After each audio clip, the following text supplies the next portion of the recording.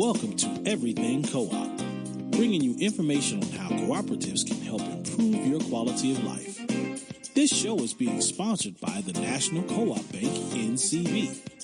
The NCB is dedicated to strengthening communities nationwide for the delivery of banking and financial services for the nation's cooperatives, their members, and other socially responsible organizations.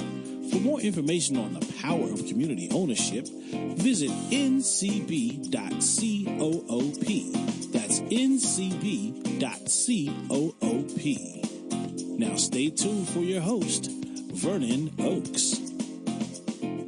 Good morning, everybody. This is Vernon Oakes on this rainy Thursday morning. Needed this rain, and we're thankful for it. And we're going to talk about co-ops today as it relates to Ward 7 and Ward 8. Miss Janet Hazel is going to be on the phone as soon as she gets... Janis, are you on? Yes, how are you? Hey, there you are. Thank you. I'm great. How are you doing? Good, good. Fantastic. Glad you're taking out time of your busy schedule to talk with us this morning. Oh, yes, no problem. So I want to get right into it to talk about Mr. Vincent Gray's Ward 7 action plan. Okay. So I understand that you are his communications director? Or yes. Yeah, okay. So you're in charge of getting out the word, so that's what we want to do today. Yes. So I understand he wants the city to build a hospital and a couple of grocery stores and some retail in Ward 7 and 8.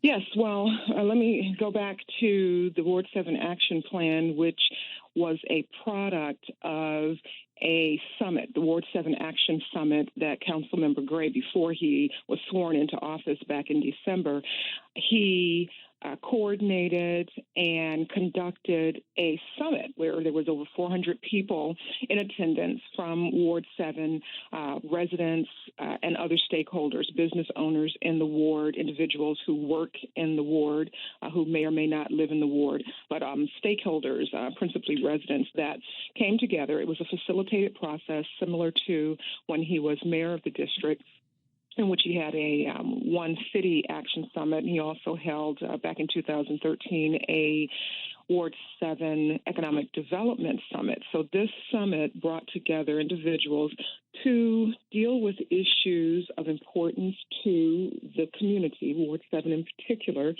and it laid the groundwork for what his legislative agenda is now. From that framework, he said that he is laser focused on improving the quality of life for Ward 7 and residents of the East End of the District of Columbia, which you'll notice he says East End now throughout his communications because he's rebranding our side of the Anacostia River, Ward 7 and 8, that have for many years been known as the east of the river, east of the Anacostia, which on some levels has a negative moniker, unlike the west end of the city.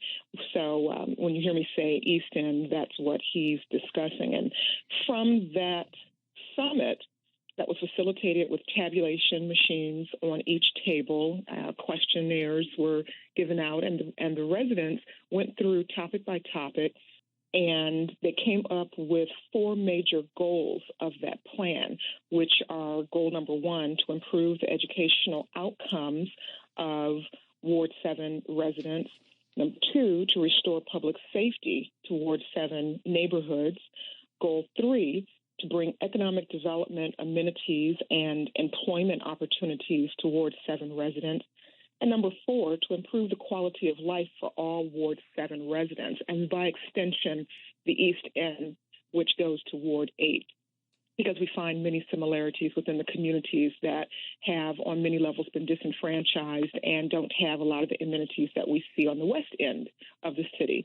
So that's what formed the Ward 7 Action Plan, which we were able to publish in March of this year. The summit was in December. These were all funds, nearly $100,000 that he raised on his own because he was not in government at that time to be able to utilize the budget of the city. So he raised these funds from private donors in order to put on the summit and then to publish the Ward 7 Action Plan, which is the framework for all the legislation, 23 pieces of legislation that he has introduced since January 2nd when he was sworn in. So under those 4 goals, you'll see. Jan, can I have the plan in front of me, the Ward 7 Action Plan, and great. with Mr. Gray's picture on front, and I see the 4 goals right in the table of contents. And it's a wonderful piece, and one of the things I was excited about it is he got people together. I think he said that he expected 150 people, and he got 400. So he put the call out, and people came, and that's a cooperative value is getting everybody. And the first principle of cooperative is everybody's included. It doesn't make any difference about their political affiliations or their race or age or sex or economics. That everybody come to the table and tell us what you want. So that's the first thing, is that I was excited when I heard what he did. I wish I had known, so I could have been in that room also and participating. So maybe the next time he does this, I'll know about it. So I'm liking what he put together because it's people focused, people driven. It's what the residents say that they want. Yes. All right. So now you can keep going with these 4. Out of these 4 goals, he had 23 pieces of legislation. 23 pieces of legislation that have been introduced so far, and we have more that we intend to introduce before the end of this legislative session, which we're going into recess July 15th through, I believe, September 14th or 15th, and then the session will recess again in December, come back. The session will end in December of next year. So the cycle, for those who are not as intimately familiar with the legislative cycle, you want to introduce your legislation, go through markups, which is literally when council members mark up legislation and go through picking over what they want in it or what they don't, from hearing from constituents, from residents and stakeholders in the district. So we just finished the budget cycle, which the budget was introduced by the mayor April 4th, I believe, and between April 6th and last week, there were hearings where the public came in and talked about what they want, what they don't want, what they didn't see in the budget, what they need in the budget, and what Councilmember Gray's legislation spoke to, particularly these pieces of legislation that are to help bring amenities to the east end of the city, such as the East End Grocery and Retail Incentive Program Tax Abatement Act of 2017. I know that's a mouthful, but effectively that is incentivizing businesses to locate on the east end of the city while the city provides them with tax incentives and abatements.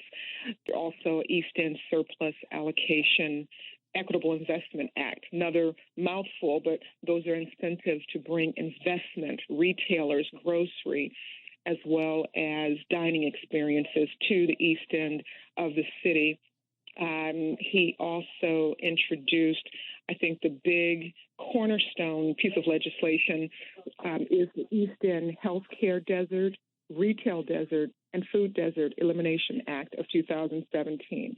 In that, it enables the District of Columbia to effectively build out a facility, to construct a location, and then have a retailer, be it a healthcare provider, retail provider, or grocery store provider, to come in, operate their business in that building. Because a lot of what we're hearing is, the costs are so expensive to come in and build out in our community, which we know that to be a bit of a fallacy, because people on the East End buy groceries, buy goods and services, consume health care just like anyone else. However, that is a stigma that we are trying to overcome. So the council member introduced this one big piece of legislation to enable the city to actually build out on parcels that the city owns. So that takes away that one issue of a retailer or hospital provider or grocer to come in. They just have to operate. He has definitely been an ardent advocate for getting a healthcare system and hospital on the East End, because United Medical Center, the facility itself, is failing. It's over 50 years old, and that's a part of that piece of legislation. So I think the piece that you were most interested in is the East End Healthcare Desert, Retail Desert, and Food Desert Elimination Act, which you came out to testify on behalf of back May 19th, where we had well over 80 people sign up to come and testify. And that day went on until, oh my goodness, I think around 8 or 9 o'clock in the evening. That was exciting for me. It started at 11, and it was sort of billed that it would be over at 1, 2 hours, and then you're going to start another one hearing. And there was so many people that showed up, which is another sort of indication of how interested people are on the Ward 7 and 8. So I sat there till 4 when I testified.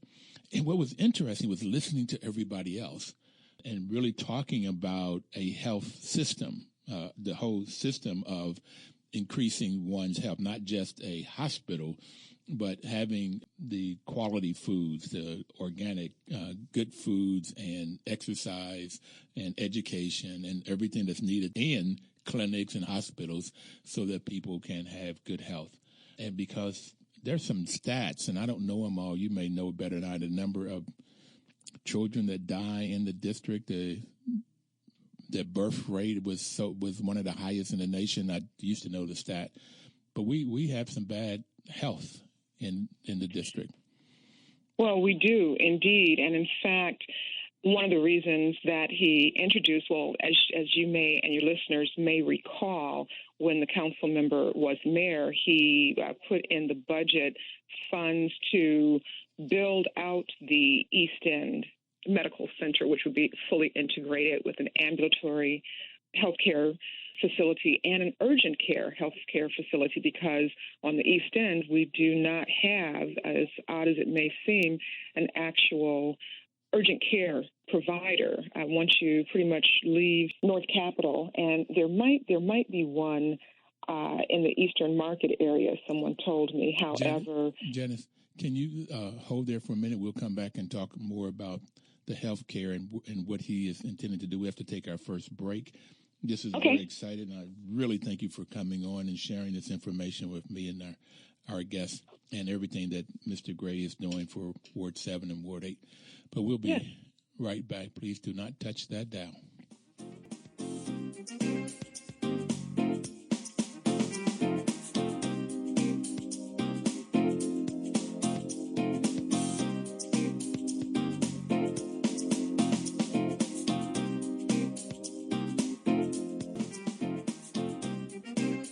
Information is power, and that's the reason that National Co-op Bank is sponsoring this program, to give you information about cooperatives, information about the community, so that you can take this information and put it into action. That's where you get the power. If you don't do something with the information, there is no power in it. It's like having gas in a car, but until you ignite it, there's nothing. There's no power. There's no go. So we're hoping you'll take the information that we provide on this show and either start your own co-op, get with a group of people to start one, or look for co-ops to do business with. And today we have Miss Janet Hazel, who's talking about the kinds of things that Vincent Gray and his office is doing to give people power. Particularly, we were just talking about health care. And Janet, you were telling us about health care. Could you continue that conversation? Well, yes, something that Councilmember Gray speaks to quite frequently is the health conditions that exist, the large disparity between the East End and the Western wards. And we could rattle off a bunch of statistics to prove the point, but I think one speaks louder than the rest. If you live in Ward 2, your life expectancy is about 86 years. If you live in Ward 8, that number is reduced by 16 years and plummets to age 70. So in terms of an integrated healthcare system that the council member is seeking to have built in a new healthcare facility, a hospital, the East End Hospital, it really proves and goes to the core of us not having a system in which geography determines your lifespan. It's unjust, and we need to do better. I want to go back over that. I want to make sure everybody got that, and I want to make sure I got it. You said if you're in Ward 2, which is west, is 86 years, your life expectancy. But yes. In Ward 7, it's 70 years? Well, Ward 8, and that's based on a report that he's pulled information from. If you live in Ward 8, that number is reduced by 16 years and plummets to age 70. We can say that that's pretty much mirrored in Ward 7. What did you do it for men? Because I heard some staggering numbers for Cleveland. If you lived in the suburbs of Cleveland, it was like 86 years, a white male. And if you were a black man living in the inner city of Cleveland, it dropped way down. It was in the 60s. The drop was huge, 20, 30-year drop. So I was at the moment, I'm not able to put my fingers on what report this came from, so I don't know if the indicators was principally male subjects or female or both. However, the statistics that we have utilized has an indicator of the lifespan of one side of our city. So it may have come from the D.C. Department of Health, or it may have come from the Census Bureau. However, right now I can't tell you exactly what report it was pulled from. So you get both how long one lives, and Janis, I'm turning 70 here in October, so I'm really concerned about life expectancy, but not only life expectancy, but quality of life. It is how well do you live? Are you going into the dialysis machines are heavy in black neighborhoods throughout the U.S., so you have to go in the dialysis machine on Monday, Wednesday, and Friday or something. And my brother lived this, so he told me about this life being a diabetic, and I am also. And he died at 64 years old in Detroit. But his life for 10, 12 years was awful, because Monday, Wednesday, and Friday he's having his blood transfused, and then he's trying to get some energy on Tuesday, Wednesday, and Tuesday, Thursday, and Saturday. And the only day he was sort of like having any energy or any life was on Sunday. And then he starts that whole system all over again. Well, that's one of the primary objectives of Councilmember Gray as the chairman of the Committee on Health. He serves as chairperson of the Committee on Health. And being a native Washingtonian, he is focused on ensuring that the East End has an integrated healthcare system that is the envy of other cities. It's interesting you would cite your brother having had an illness and succumbed in Detroit. As you may know, I'm from Detroit originally, and I can say that my father had a similar incident. He passed away a month short of his 66th birthday. And he, too, had renal failure, diabetes, adult-onset diabetes. He had hypertension that was developed over lifestyle as well as diet. And in Detroit, we see health deserts. We definitely see food deserts. And, I am not an expert in terms of co-ops. Never owned a co-op in terms of housing or condo. I've always had a house, but I understand the concept of co-ops. I've only shopped in a co-op once, and that was with a friend over in the Tacoma Park area. But I understand the concept.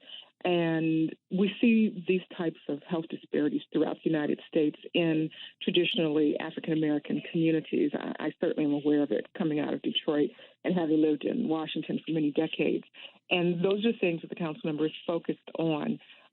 There's really no acceptable reason why, in what is widely regarded as the healthcare capital of the world here in D.C., where we're seeing health outcomes of a third world country. You mentioned infants. Morbidity rate, we had a high incidence of infant mortality, which is a child dying in their first year of life. And largely, that number has reduced greatly. However, when we were seeing that, it's because many African-American mothers don't receive the prenatal health care that they should during their pregnancy. And so the health outcome when the child is born is significantly reduced, and without the accessibility of health care, a number of parents don't get in when they should. So it is apparent that we need a new state-of-the-art hospital to serve our East End residents who are impacted by the health desert and the food desert. They go hand in hand. To be healthy, you need to have access to healthy, nutritious food options. As you know, I serve as an advisory neighborhood commissioner in Ward 7 as well. Well, you're my ANC commissioner. Yes, I know. I am your You do a great job. Thank you. Thank you. And one of the fights that I have had for the retailers and restaurateurs coming into our area of the East End is I took a stand. I would not support, and I would fight licensing and permitting of any business that had a deep fryer as its major food preparation equipment. And that was to stop the tide of fast food coming into our area. For those who don't know, Denny's is right in my single-member district. Denny's provides a wide range of menu options, but there's only 3 restaurants in Ward 7, 2 Thai restaurants where you can sit down, and Denny's, and we need more. And so the Shrimp Boat, which is just 2 blocks from my house, will be opening soon. And the concept went from a Checkers fast food, which I vehemently opposed with the new buyer last year who purchased it. I said, if it's a Checkers, I'll be boycotting it myself every day. And we came to a consensus that he would provide a more nutritious food offering if it was to be a food retailer. And it will open as more of a Union Market or Eastern Market type of food court with a coffee shop, with Wi-Fi. It will have a frozen yogurt and ice cream vendor. It will have a donut, fresh-made donuts, where you can put your own toppings on and see the donuts being made. And he's trying to settle with the final vendor. He started out with something like a Panda Express or Teriyaki Madness, and I think that has morphed into more of a nutritious Southern-style soul food, if you will, similar to a Carolina Kitchen type of example. It won't be as large. However, that's what he's trying to do. And that's what our community has to advocate for. When a business is coming in, you need to let the community, the proprietor know what we want and what we don't want, what is acceptable and what is not. And for the health disparities, the obesity, the high rate of hypertension, the diabetes, the childhood diabetes, the adult diabetes, we don't need food options that are not nutritious. And then grocery options, we have a real challenge with groceries on the East End. So, that's somewhere that perhaps your co-ops could prevail, in addition to brick and mortar retailers that we see on other sides of the city. Let me just give you a quick, you and the audience, a quick definition of co-ops. It's any business that is owned and controlled. Well, the different types of co-ops depends on who owns and controls it. If it's owned and controlled by the employees, then it's called a worker cooperative. And so any business that you can think of could be a worker cooperative.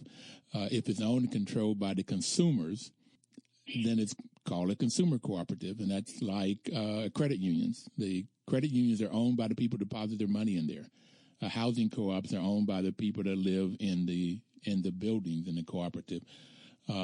So that's the different types. And there is a clinic, Janis, in Madison, Wisconsin, a health clinic that's owned and controlled by the people that go there. It's a consumer co-op, so it's a patient-centric clinic. And so all the policies and procedures are based on what the patients want out of that business. So those are the 2 major types. And then there's another one. There are a lot of farmers, and USDA knows a lot about co-ops because farmers have been using co-ops since the 20s and 30s, and maybe before that, but got very, very big in the 20s and 30s. So if they come together to buy what they need, then it's a purchasing co-op. They can buy the feed or gasoline or whatever. And artists are doing this now, and equipment. And they also form marketing co-ops to market the products. And they get experts in both of those to either buy what they need or to market their goods to many. And Cabot Creamery is an example. So there's a number of different ones. So we're going to take our second break, Janis. We'll be right back to talk more about what Mr. Vincent Gray and you guys are doing and the cooperative world.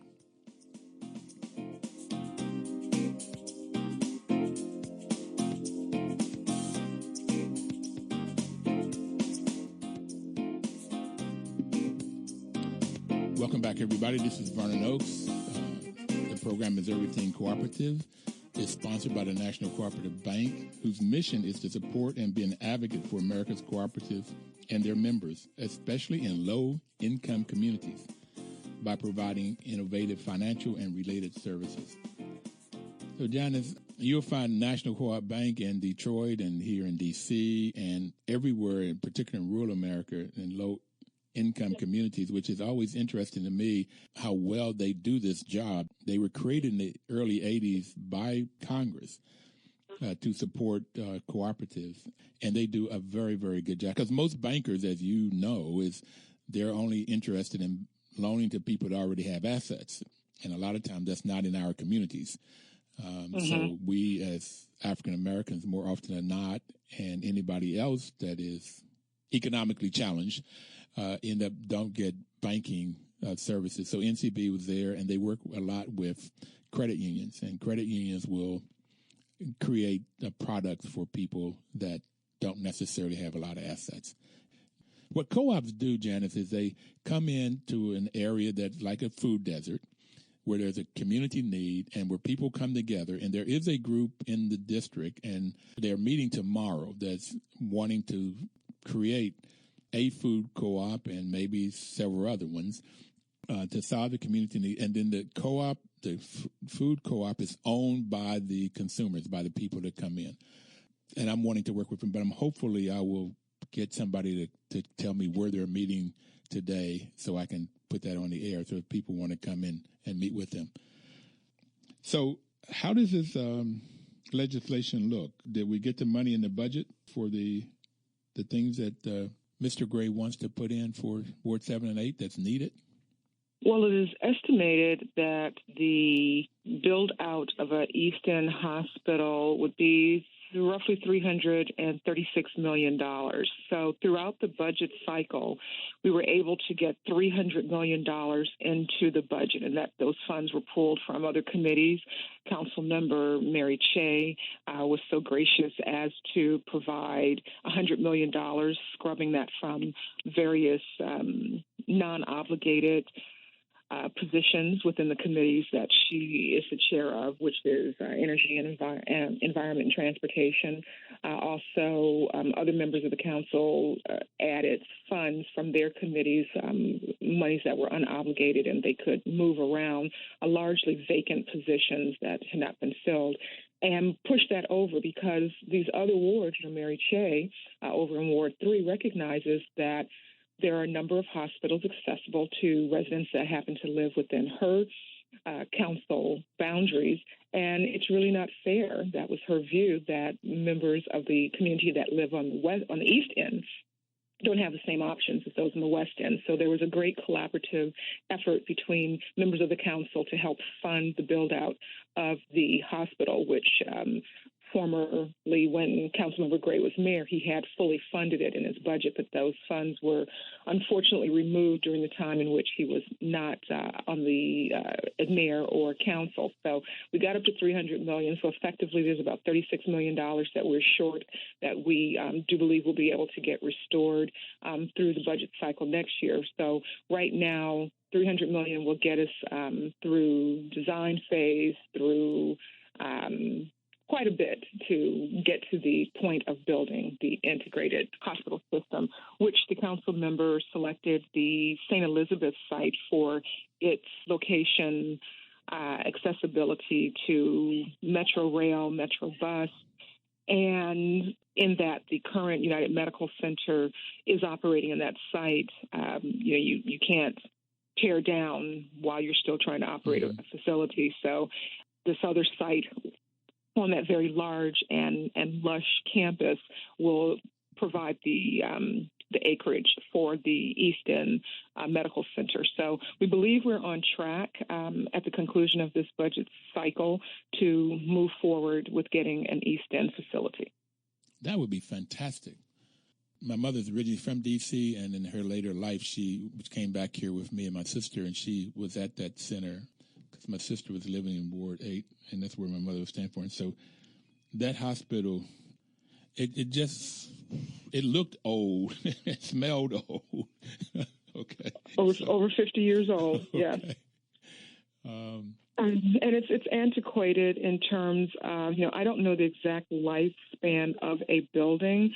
However, what the district is doing in keeping it operational is putting a lot of money into its stopgap as opposed to having a facility that is fully operational, which is a newer facility. That one was built, I believe it had around 400 hospital beds, which there are no hospital facilities that provide that type of in-hospital care anymore, just because technology has allowed for that. A lot of procedures have reduced recovery time, and people are able to go home. So this would be more of a 200-bed facility and an urgent care facility.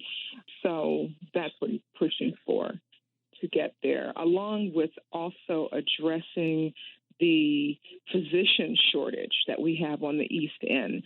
Back in April, the council member introduced two pieces of legislation to help address the physician shortage. One is the Healthcare Revolving Fund Act of 2017, and the second one is the Interstate Medical Licensure Compact Approval Act.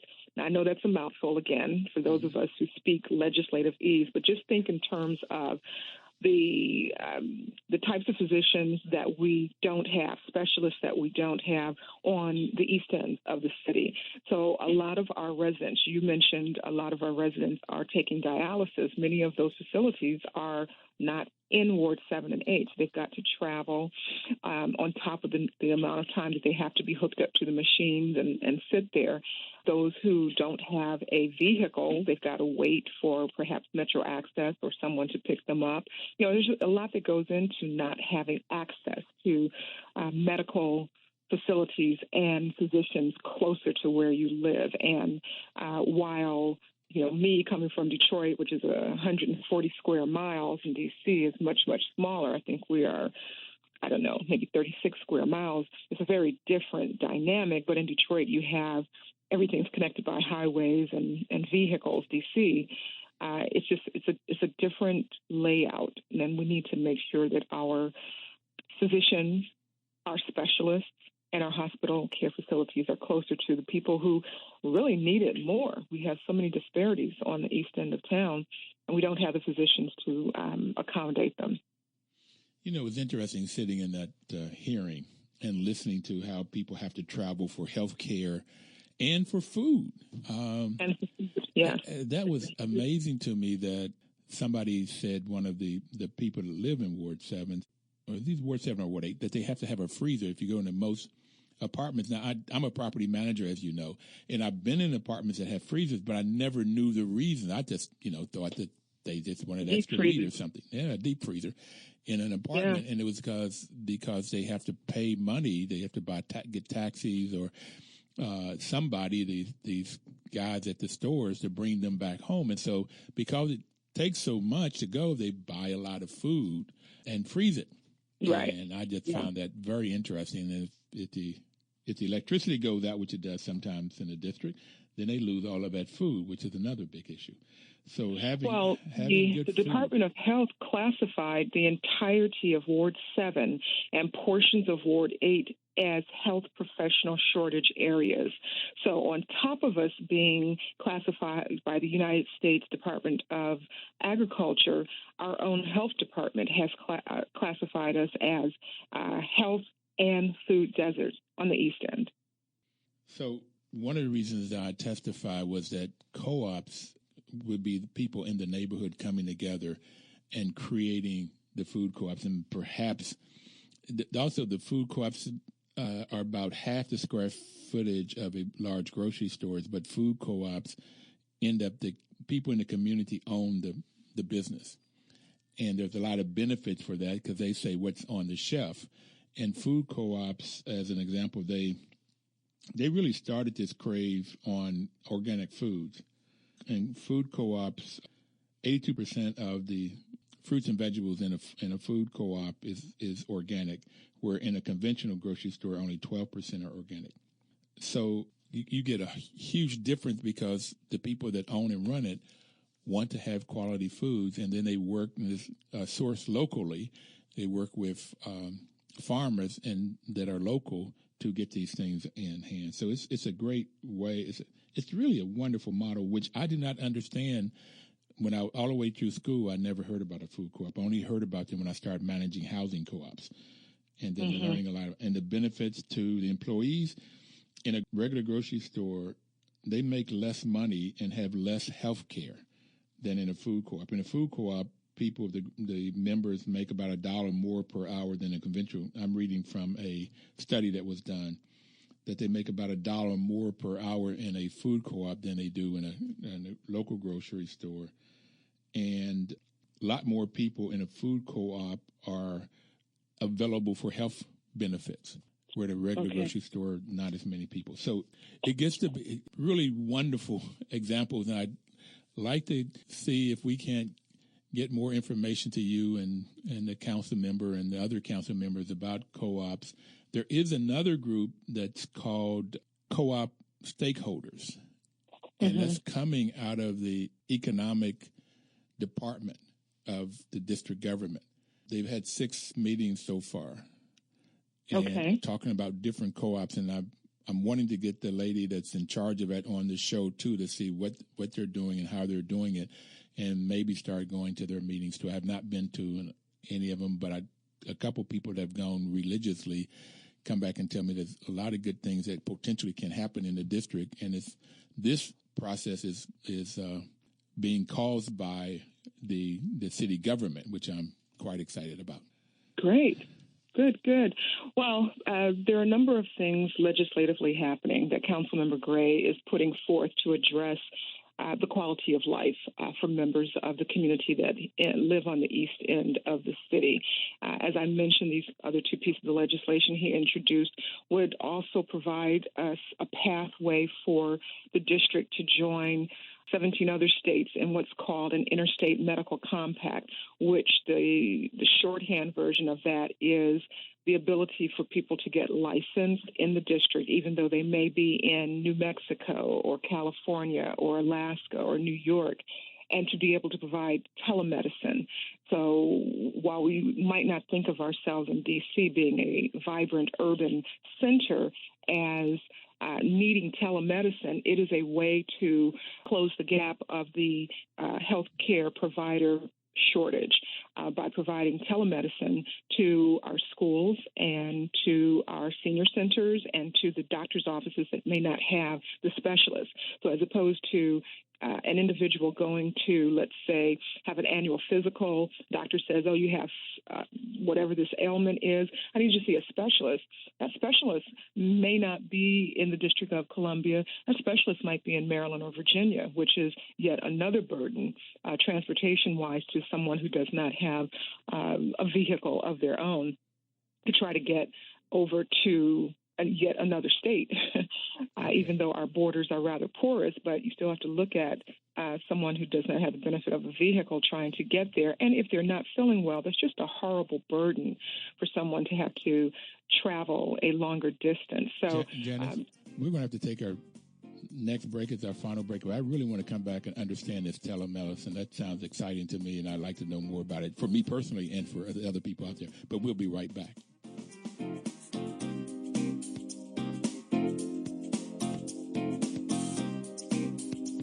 Washington, D.C.'s News Talk, 1450 AM WOS and 95.9 FM.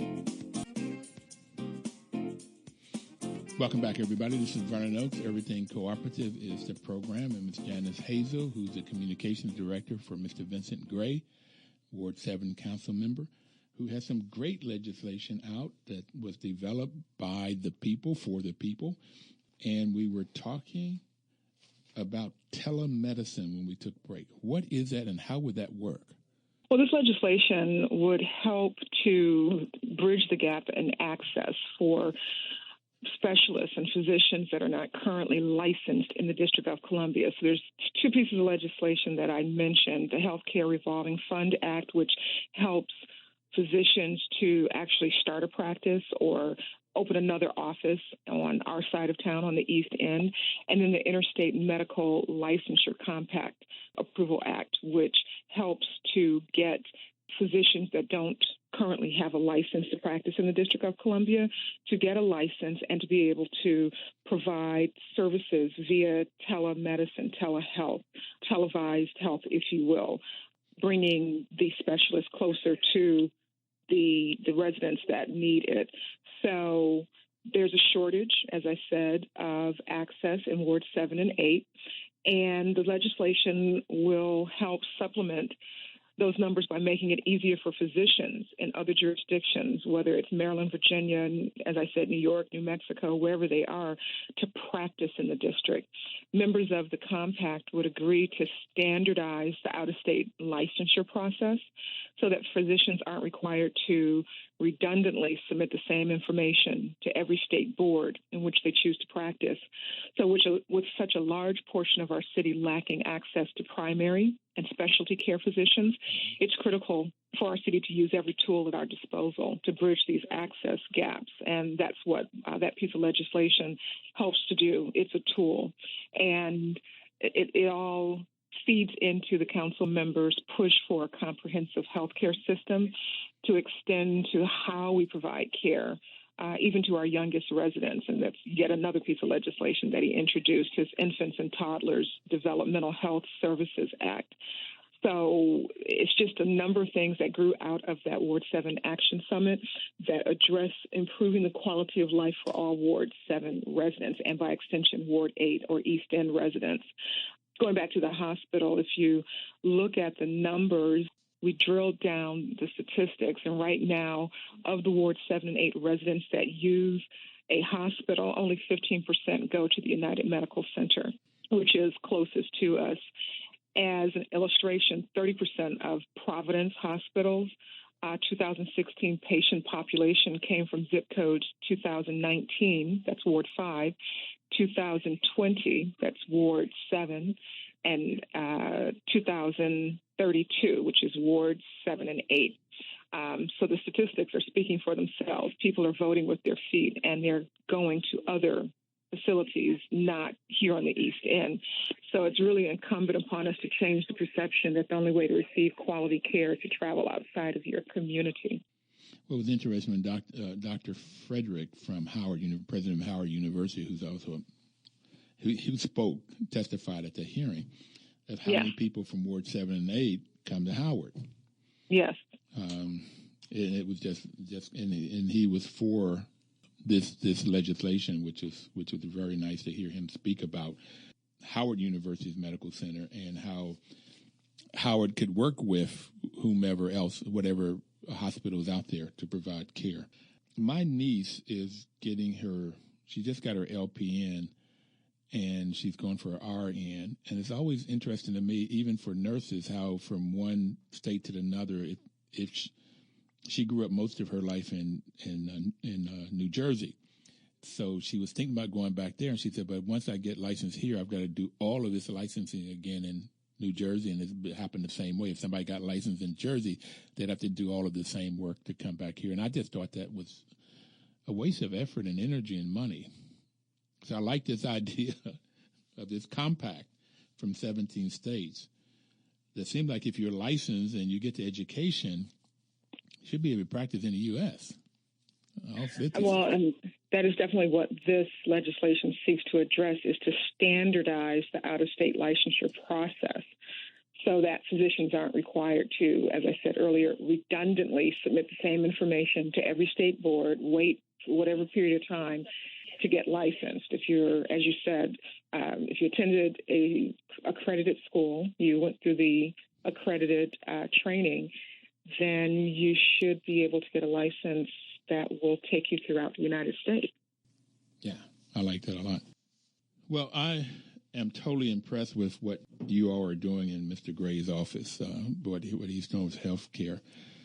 And it's so interesting how education is important in all of this, and that's his first goal. And the fifth principle of cooperation is education, training, and information, that education is critical, and it has been since the beginning of co-ops. In 1844 is when these principles were first written down, and co-ops have gone back a lot longer than that. But it's education is a critical piece of it. And there's a black lady, Dr. Jessica Gordon Nimhart, who has worked at Howard. She's at John Jay in New York right now. But she wrote a book called Collective Carriage. And at the center of co-ops, it's amazing, Janis. I would like to get you a copy of this book. I gave Dr. Frederick my only copy. I'd like to get you a copy of his book because she chronicles the cooperative movement it's mainly from the civil rights. What I've come to learn, if there was not cooperatives, then there would not have been a civil rights movement, or not a civil rights movement the way we understood it. Because in the cooperative world, people were taught about the civil engagement. Rosa Parks went to classes before she sat down on the bus, okay? And what's her rights? It was all out of the cooperative movement that this training took place. And what Dr. Nimhart said was any time that there were like study bees or education bees, and people would come together to learn. And this is what I like about the first goal here in this package is education. But for me, it was all the way through from, like you said, pre-K, all the way through adult education of getting people the education they need to get jobs and make informed decisions about health and everything else. So I really like it. What's your take on this education piece? Well, after the summit back in December, the council member knew that it was clear that one of his goals of his legislative agenda had to be to improve education outcomes, to close the achievement gap of our youth. And so through the legislation he's introduced and will be introducing, the Infant and Toddler Developmental Health Services Act, which is to lay the foundation for a healthcare system for infants and toddlers on the East End, will also address the deficit we have in regards to the availability of high-quality child care slots. That legislation would expand the number of infant and toddler education facilities by 4 in Wards 7 and 8 initially. It would increase reimbursements to child care facilities, and it would create a badly needed compensation scale for teachers of infants and toddlers, which is desperately needed since new educational criteria has been approved for early childhood educators. And another element that we don't talk about a lot is establishing lactation programs that's breastfeeding children. Since there is much research supporting the intellectual value of breastfeeding, and a number of our mothers are not trained in lactation, therefore they're not doing it, and that has proven to be harmful to children and their immune systems and their development, their intellectual development as well. So that's also a part of the legislation in increasing the high-quality infant and toddler lactation training and supports, recognizing that children can and do fall behind well before their third birthday. So it's just each piece of legislation he's introducing fits into another. It's like a puzzle that he's trying to solve through education, through economic development. He also put together the Ward 7 Economic Development Advisory Council, which consists Before you move on, just real quickly, I was surprised to find out, and you may too, that in Greenbelt and on Capitol Hill, there are co-op child care facilities that are owned by parents. So the parents own the facility and they learn how to run it. And it also brings the price down because they volunteer in it. So just another example of how co-ops work and in areas I never would have even thought about. So keep on. Go ahead and talk about this. We only have another minute. Right. So I need you to think about what message you want to give people in the next minute and a half. The message that I think is overriding that we need to know about is advocacy. The council member can introduce legislation, but he alone cannot always get the other 12 members of the council to buy into what he's trying to accomplish for his constituents. So residents like yourself, like myself, like anyone should come down and advocate on behalf of whatever is of concern to them. meaning come down, testify, and don't think of that in terms of a judicial sense in the court system. Think of it in terms of providing information to the council members and to the mayor, for that matter, on what you want out of your tax dollars. Come and testify, be a witness, writing your testimony. Our office and the other council member offices, as well as organizations that embrace your view, can assist you. But it's not that difficult. We like to have written testimony, but oftentimes people come down and testify just based on their concerns and even their non-statistical information. They just come down and say, this is what I want, this is what I want you to provide, meaning the council and tax dollars, and this is when I want it. It's coming and letting us know. Thank you, Janis. Thank you very much. I really appreciate what you and Mr. Gray are doing. And I thank you for taking out the time here. Everybody else, thank you for having me. Have a wonderful week. We'll see you next Thursday. Please work cooperatively. Washington, D.C.'s News Talk, 1450 AM WOS and 95.